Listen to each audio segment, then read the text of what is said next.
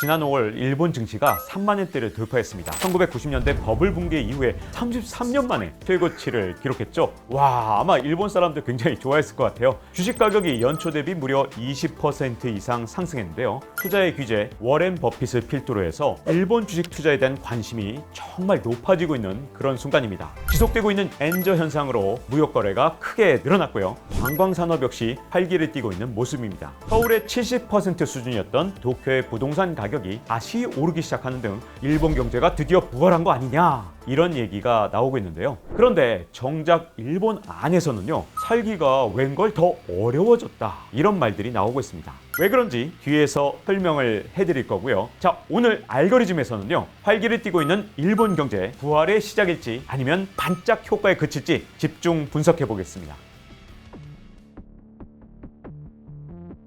일본은 약 30년 동안 장기 불황, 디플레이션의 늪에 빠져 있었습니다. 버블 경제의 붕괴라고 많이들 알고 계실 텐데요.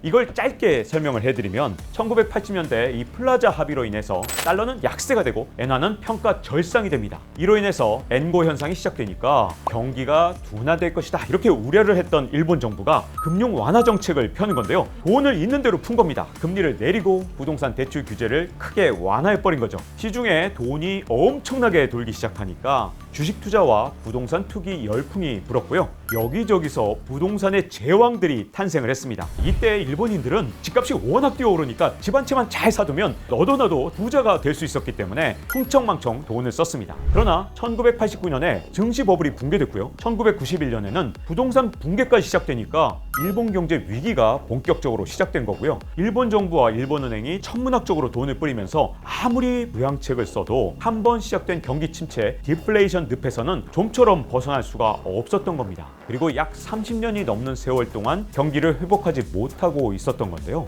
그런데 최근 들어서 일본 경제가 성장세를 보이기 시작했죠. 지난 6월 중순에는 일본의 주가 G7 국가 중에서 가장 높은 상승률을 기록했습니다. 계속되는 물가 하락으로 매일 사는 게 더 싸다 라면서 일본인들의 주머니를 꽉 닫게 만들었던 디플레이션도 점점 끝나가는 모습인데요. 일본의 소비자 물가지수가 2022년 1월에는 0.5% 상승하는 데 그쳤는데 2023년 1월에는 4.3%까지 올랐었고요. 그 뒤에도 물가 상승세가 조금 떨어졌다고 하지만 여전히 3.3%는 놀라운 물가 상승률을 보여주고 있죠. 부동산 가격도 계속 올라서 2010년에 4,303만 엔이던 도쿄의 21평짜리 맨션이 올해 4월에는 7,049만 엔으로 엄청나게 올랐습니다.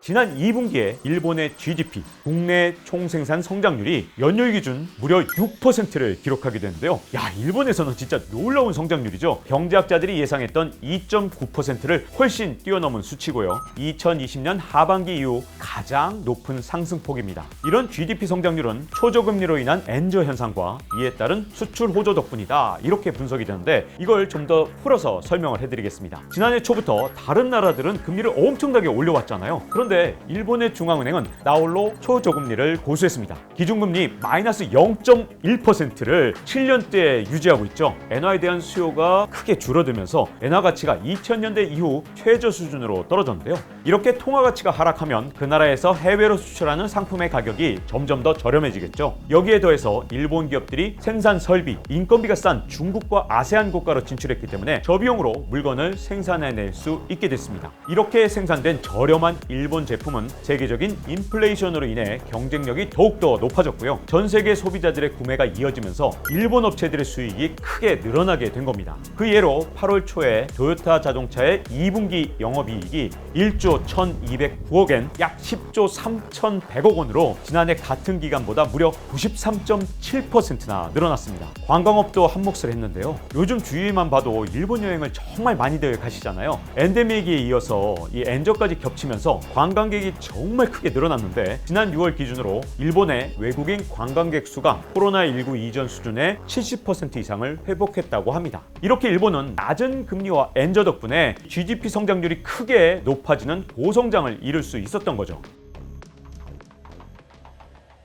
자, 그런데 여러분, 일본 경제 부활에 가려진 그림자도 함께 봐야 됩니다. 먼저 엔저에는 진짜 엄청난 함정이 하나 있는데요. 엔저 현상이 일본산 제품의 가격을 크게 떨어뜨렸지만 반대로 일본이 수입하는 에너지, 원자재, 소비재 가격은 크게 올라갔죠. 그 예로 한 민간 시장 조사 회사가 195개 주요 회사를 조사한 결과 올해 가격을 이미 올렸거나 올릴 예정인 식품이나 식료품 수가 무려 3만 5천여 개 품목에 달했거든요. 지난해 2만 5천여 개 품목을 크게 웃도는 수준입니다. 그런데 일본에는요, 지난 40년 동안 거의 물가가 안 올랐기 때문에 이런 현상은 진짜 충격적으로 받아들일 수밖에 없는 그런 현상이죠. 이런 인플레이션 상황이 부동산 가격도 함께 올리고 있기 때문에 부유층에게는 정말 좋은 소식이 될지도 모르지만 당장 이 밥상 물가가 계속해서 올라가고 있기 때문에 대부분의 서민층들에게는 심각한 악재가 되고 있는 거죠. 더 큰 문제는 이렇게 물가가 오르는 만큼 임금도 함께 오를지에 대한 여부인데요. 물가와 임금이 같이 올라야 서민들이 생계를 유지하는 데 도움이 될 텐데 지금은 임금이 물가를 따라가지 못하고 있습니다. 또 다른 문제는 살아나고 있는 경제를 견인할 소비나 아니면 노동 인력이 정말로 엄청나게 부족하다는 건데요. 일본은 인구의 약 3분의 1이 65세 이상 고령층인데요. 고령층은 경제 활동이 없다 보니까 소비를 줄이는 경향이 있습니다. 연금 수령액마저도 감소하고 있는 추세고요. 일본 기업이 지금처럼 주가가 오르고 정말 흥한다 해도 여기서 일할 일손이 점점 더 부족해질 것이다. 이런 나쁜 전망도 있거든요. 일본의 한 싱크탱크에 따르면 2040년이 되면 일본에 약 1100만 명 수준의 노동력 공백이 생길 것이다. 이런 전망이 있는데요. 또 한 가지 문제점은 일본 주식시장의 부흥이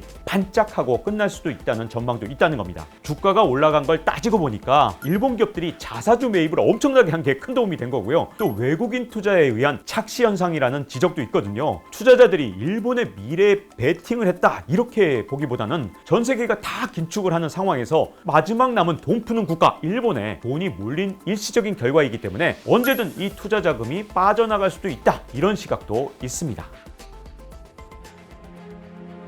자, 이렇게 일본의 경제 상황을 바꾼 1등 공신은 바로 일본은행이 지난 7년 동안 유지하고 있던 마이너스 금리죠. 그런데 만약 인플레이션이 일본에서 본격화돼서 일본 국민들이 더욱더 고통을 받는 상황이 이어진다면 일본 정부도 언젠가는 금리를 올릴 수밖에 없습니다. 그렇게 되면 일본뿐만 아니라 전 세계 경제에 엄청난 지각 변동을 몰고 오게 되는데요. 일본의 금리가 올라가면 일본 국채의 매력도가 함께 올라가게 되니까 해외에 나가 있던 재팬머니, 즉 일본 투자자들의 돈이 본국인 일본으로 돌아갈 가능성이 굉장히 커집니다. 문제는 이 금액이 정말 어마어마하게 크다는 건데요. 일본의 투자자들의 해외 증권 투자액이 지난해 말 기준으로 무려 531조 엔, 우리 돈으로 4,781조 원이나 되거든요. 만약에 재팬머니가 빠지게 되면 일본에 의존하고 있던 나라들은 큰 타격을 받게 될 겁니다. 실제로 지난 7월에 일본은행이 금융정책을 조금 조정했는데 일본이 투자했던 나라들의 채권 가격이 정말 크게 흔들렸거든요. JP모건 채권 지수에 따르면 호주가 1.54%가 떨어졌고요. 인도네시아, 말레이시아도 하락세를 보였습니다. 이건 우리나라도 마찬가지인데요. 우리나라는 특히 미국하고의 금리 차이가 지금 2%포인트나 차이가 납니다. 역사상 이렇게 차이가 난 적은 처음입니다. 지금까지 버틸 수 있는 이유는 사실상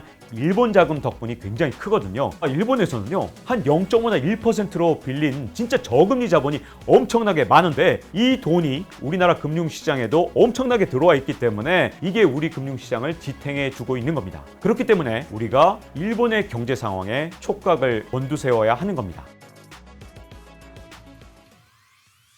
자, 오늘은 먼 나라 이웃 나라 일본의 경제 상황에 대해 알아봤는데요. 지금까지는 우리가 연준 페드에 진짜 관심을 많이 가졌죠. 근데 올 연말부터 내년 초까지는 미국의 페드보다도 일본의 중앙은행의 한마디 한마디에 세계 경제가 출렁거릴지 모릅니다. 그래서 일본 중앙은행에 관심을 가져야 될 때가 점점 더 오고 있고요. 다음 이 시간에 또 새로운 알거리를 들고 찾아오겠습니다.